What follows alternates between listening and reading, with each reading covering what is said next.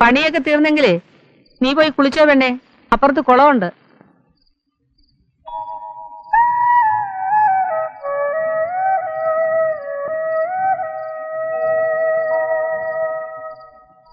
നല്ല നിലാവുണ്ട്, പേടിക്കാതെ കുളത്തിലേക്ക് ചെന്നോളൂ. സ്ത്രീകൾ കുളിക്കുന്ന കുള, അധികം ആഴമില്ല. നീന്താൻ അറിയോ? നീന്താൻ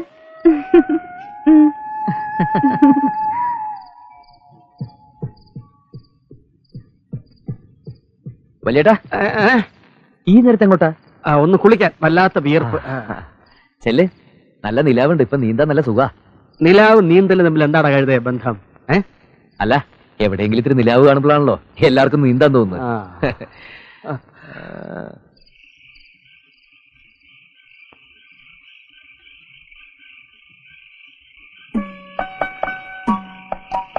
പവിഴം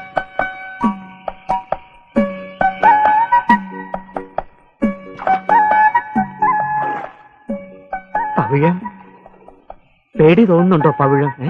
പേടിയില്ലല്ലോ ചേട്ടാ. അമ്മാവനോ? അല്ല, അമ്മാവി. വീണ് കിട്ടിയ ഇത്തിരി സമയല്ലേ, അവരവിടെ നന്നായിട്ട് കുളിക്കട്ടെ, നമുക്ക് ഇവിടെ ഇത്തിരി നേരം ജീവിക്കാം.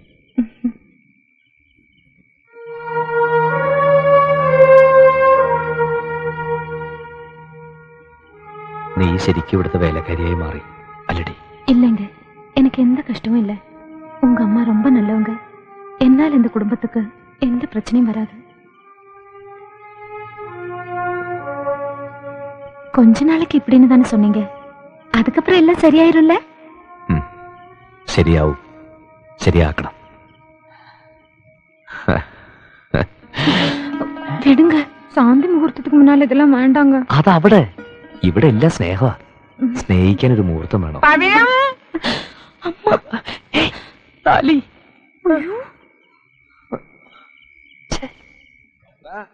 ഞാൻ കുളിക്കാൻ വരുമ്പോ തന്നെ നിനക്കും കുളിക്കണമല്ലേ? ഒരുമിച്ച് കുളിക്കുമ്പോഴല്ലേ അമ്മാവാ ഒരു രസം.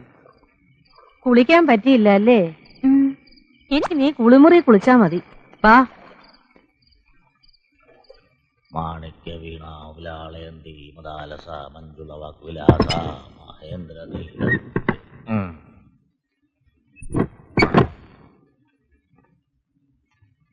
മച്ചമ്പിയും പിള്ളേരും ഉറങ്ങിയോടി? ആ, മൂത്ത മോനും മച്ചമ്പി ഇപ്പോഴും കുളത്തിലുണ്ട്. എന്താ, നിങ്ങൾക്കൂടെ പോണോന്നുണ്ടോ? അവളുടെ പേരെന്താന്നാ പറഞ്ഞേ? ആരുടെ? ആ തമിഴത്തി പെണ്ണിന്റെ. പവിഴം. നിന്റെ പേരെന്താന്നാ പറഞ്ഞേ? എന്റെ പേര് ഇതുവരെ ആയിട്ടും കേട്ടിട്ടില്ലേ? അല്ല, എന്നാലും പറ, നിന്റെ പേരെന്തുവാടി? ബാനു, ഭാനുമതി. അങ്ങനെ നോക്കുമ്പം പവിഴോ എന്ന് പറയുന്നത് അല്പം വില പിടിച്ച പേരല്ലേ? അതെ, ആ കുട്ടിയുടെ ഇച്ചിരി വില പിടിച്ച പേരാ. എന്റെ പേരിന് ഇത്തിരി വില കുറവാ. നാളെ തന്നെ അവളെ ഇവിടുന്ന് പറഞ്ഞു വിടണോ? വയസ്സുകാലത്ത് ഓരോരോ ഇളക്കങ്ങള്.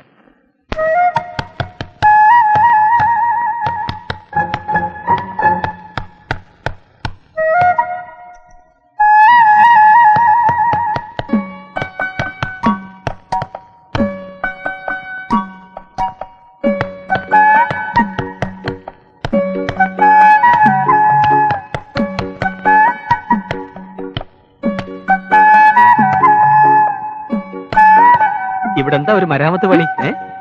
ഇങ്ങനെതിര് ഞാൻ തറക്കാം. പവിഴം, ഇനി അവൾക്കൊരു ആണിയടിക്കാൻ നീ എന്തിനാ ജയകൃഷ്ണ കഷ്ടപ്പെടുന്നത്? ആരെയും കാണാഞ്ഞിട്ട് എന്നെ ഒന്ന് വിളിച്ചോണ്ടാ ഞാൻ ഇങ്ങോട്ട് പോന്നു അല്ലേ പവിഴം? അമ്മാൻ പോയി കിടന്ന് ഉറങ്ങ്. മാണികത, നീ പോടാ.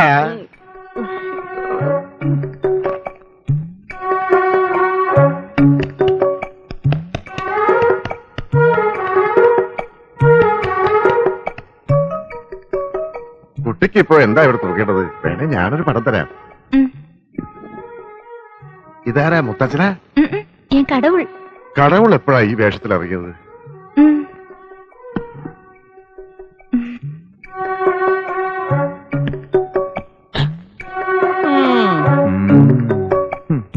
കുട്ടിക്ക് ഇനിയും വല്ല ആണി അടിക്കണമെങ്കിൽ എന്നോട് പറഞ്ഞാ മതി കേട്ടോ.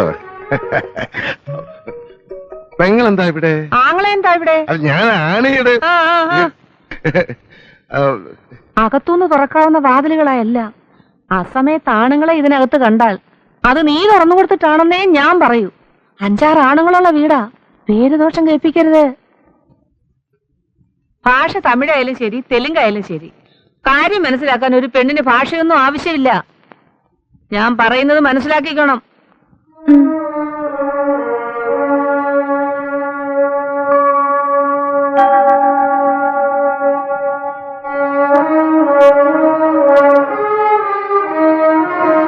എന്താടാ? അമ്മ പറഞ്ഞത് മുഴുവൻ ഞാൻ കേട്ടു. അതുകൊണ്ട് പറയാ, ഞാൻ പറയുന്നിട്ട് ബഹളം വെക്കരുത്. പൊള്ളാച്ചിയിൽ അവരുടെ കാര്യങ്ങൾ അറിയാവുന്നതുകൊണ്ടും നമ്മുടെ അന്തസ് ഓർത്തുകൊണ്ടും പറയുക, അവളോട് തളത്തി കിടക്കാൻ പറഞ്ഞ ശരിയായില്ല. അവിടെ എന്ത് സുരക്ഷിതത്വം അമ്മയുള്ളത്? പുറത്തുനിന്ന് ഒരുത്തൻ ജനലിൽ കൂടെ കൈയിട്ട അവളൊന്ന് നിലവിളിച്ച നമ്മൾ ആരെങ്കിലും കേൾക്കോ? അവളകത്ത് കിടത്ത്.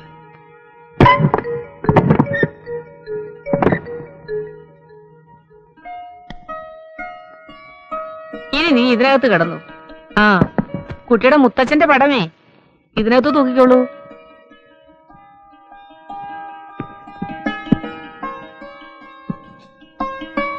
ഇത് നല്ല അടച്ചുറപ്പുള്ള മുറിയാ.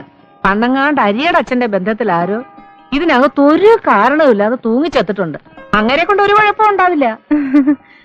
പേടിയുണ്ടോ? ഉണ്ടെങ്കിൽ പറ. കൂട്ടിന് ആരെങ്കിലും വേണോ? ഞാൻ വന്ന് കിടക്കാം.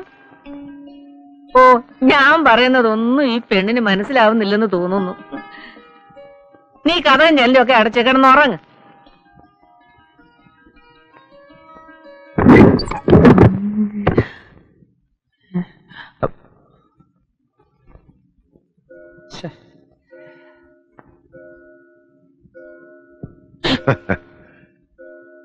നീ അവക്കൊരു താമസം ശരിയാക്കി കൊടുത്തുവല്ലേ?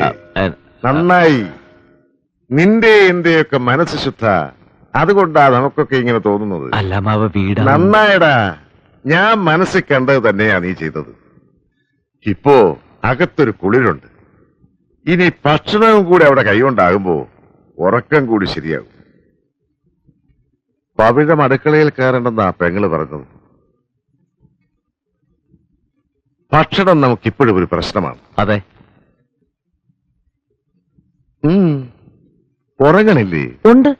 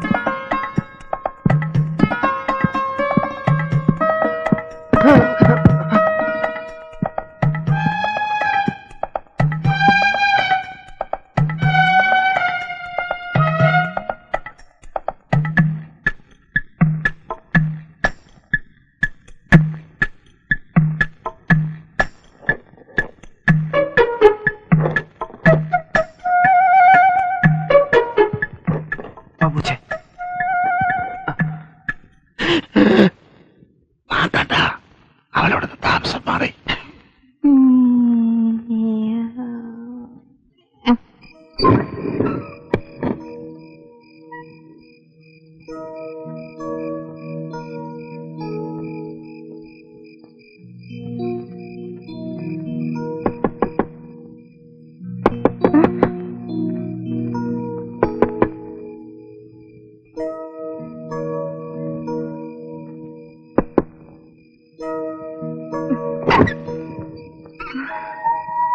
സംസാരിച്ചൊക്കെ നേരമില്ല, പെട്ടെന്ന് പോണം.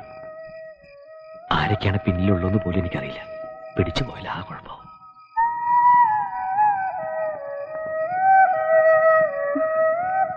സൗഖ്യമാ? എന്തു വന്നാലും ഉറങ്ങുന്നതിന് മുമ്പ് നിന്നെ വന്നൊന്ന് കാണണം എന്നുള്ള വാശിയിലായിരുന്നു. അത് സാധിച്ചല്ലോ. കിടന്നോളൂ. ഞാനങ്ങ് ഗൾഫിലാണെന്ന് വിചാരിച്ചാൽ മതി. സമയം കിട്ടുമ്പോ ഇങ്ങനെയൊക്കെ ഒന്ന് കാണാം.